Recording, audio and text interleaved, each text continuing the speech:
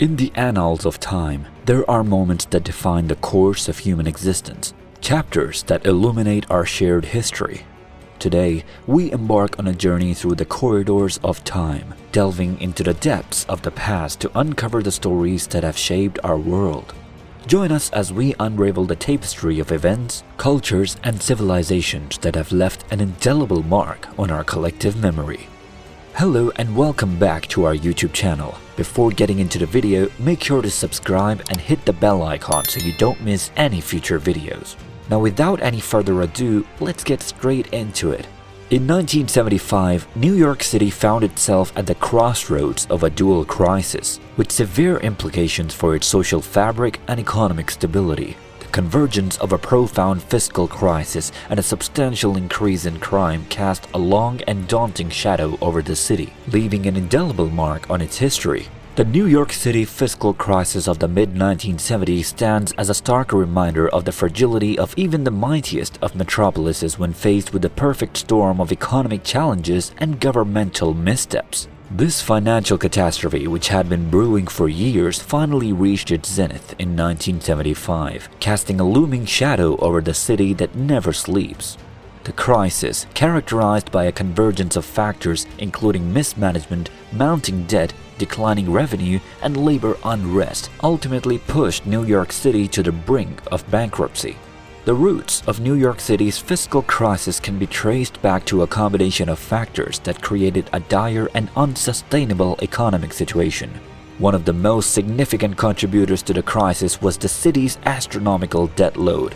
Over the years, the city had embarked on numerous ambitious public projects and expanded social welfare programs. While these endeavors may have been well-intentioned, they came at a high cost. The city's debt had skyrocketed to levels that were increasingly unmanageable, effectively mortgaging the future of New York.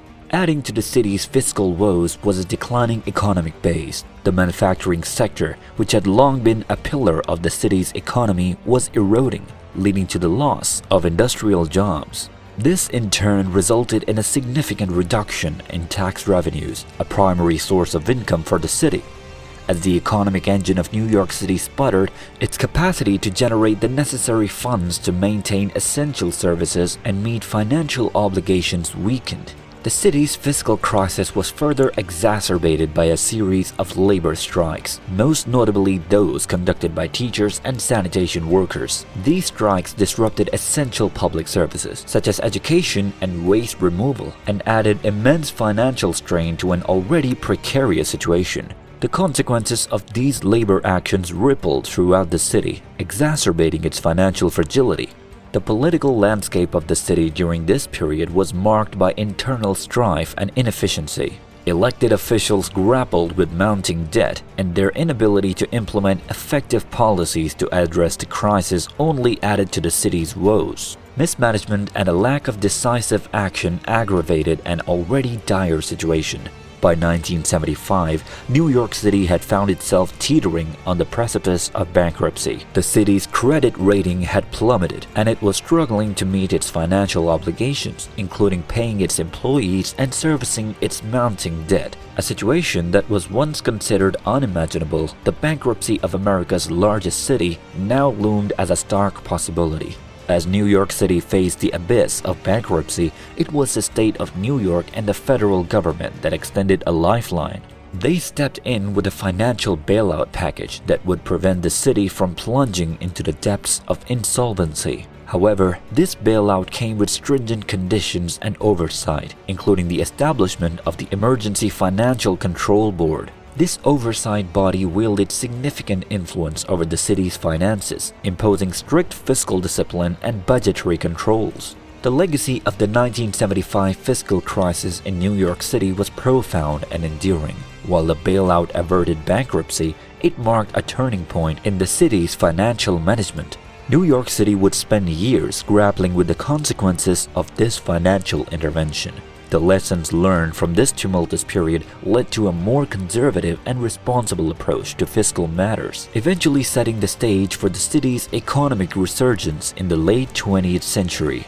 The mid-1970s in New York City were also marked by a troubling surge in crime, a phenomenon that was not unique to the city but part of a broader trend affecting many urban centers across the United States during that era. Several interrelated factors converged to create a perfect storm of criminal activity that profoundly impacted the city's social fabric and safety. One of the primary drivers behind the surge in crime during the mid-1970s was the city's severe economic decline. New York City had long been an economic powerhouse, but as the decade progressed, it found itself grappling with profound economic troubles. The manufacturing sector, which had been a cornerstone of the city's economy, was in a state of rapid decline. As factories closed and industrial jobs evaporated, unemployment rates soared. The result was an environment ripe for criminal activity. With high unemployment rates and limited economic opportunities, individuals who were struggling to make ends meet turned to crime as a means of survival. Property crimes such as burglary and theft became more prevalent as individuals sought to acquire goods or money through illicit means. Violent crimes, including homicides and assaults, also saw an alarming increase, often connected to disputes over limited resources or the territorial control of criminal enterprises. The economic hardship and despair experienced by many New Yorkers during this period contributed to a sense of instability and insecurity in the city. Neighborhoods that had once been vibrant and thriving began to witness a deterioration in their social fabric as criminal activity took its toll. Another significant factor that fueled the rise in crime during the mid-1970s was the growing drug epidemic in New York City. The era saw the emergence of crack cocaine as a potent and highly addictive drug. The crack epidemic had devastating consequences for communities as it led to a sharp increase in drug-related crimes, including drug trafficking, drug possession, and drug-related violence. The allure of easy money in the drug trade enticed many into this criminal underworld, resulting in increased competition, territorial disputes, and violent confrontations among rival drug gangs. The drug trade and its associated violence compounded the overall crime problem, adding an additional layer of complexity to the challenges faced by law enforcement. The New York City Police Department, tasked with maintaining law and order, faced significant challenges in addressing the surge in crime. The sheer scale of the problem, coupled with limited resources and strained community relations, made effective policing increasingly difficult.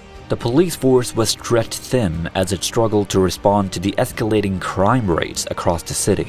The strained resources, combined with the constant demand for police presence, made it challenging for law enforcement to proactively address crime and prevent criminal activities from taking place.